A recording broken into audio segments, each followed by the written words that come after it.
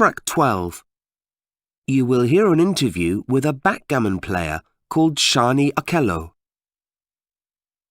This week, Shani Okello, the exciting new Kenyan backgammon player who saw the game for the first time while out looking for work with her brother, kindly agreed to answer some questions.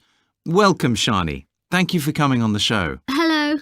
Tell us about how you discovered backgammon. Well, I was very poor. My parents had died and it was difficult for me and my brother just to find food and live from day to day. Then, one day, I saw some kids playing something. I thought, what's keeping all these kids so interested? So I had a look and saw backgammon for the first time. Then I noticed that they weren't just interested, they were happy and excited. Shaking the cups and throwing the dice, I wanted to be that happy too, so I joined a backgammon club. Were you successful straight away? No. I think I must have lost my first 20 games, but I didn't mind. I was learning a new game that was great fun to play. Then I was taught some strategies by the teacher, and that's what made the difference. Eventually, I won my first game.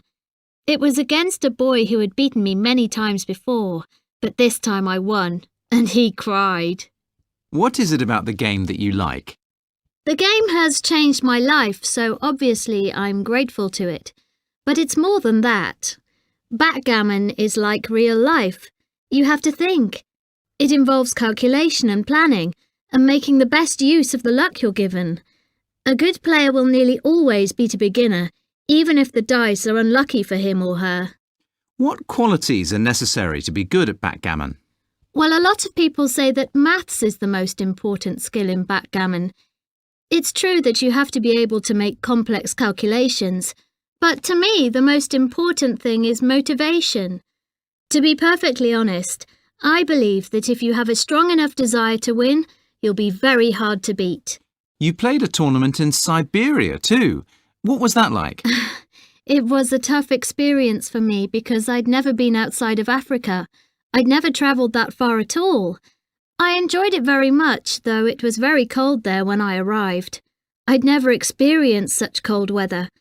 I think that's why I didn't perform as well as I could. But at least I got some experience of a big tournament. What advice would you give to someone taking up backgammon for the first time? Go for it. It's a great game. You'll need to study a lot to be a good player, but if you love the game, that's not a problem.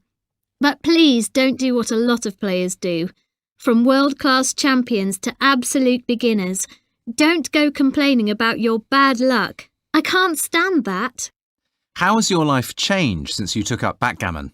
I can do a lot of things now that I couldn't do before, and that's all because of backgammon. I have a goal now. I go to school and I've learnt English. It hasn't made me rich yet, but it has brought me hope. I can think about studying and having a career in the future. And you never know, maybe one day I'll be a backgammon champion.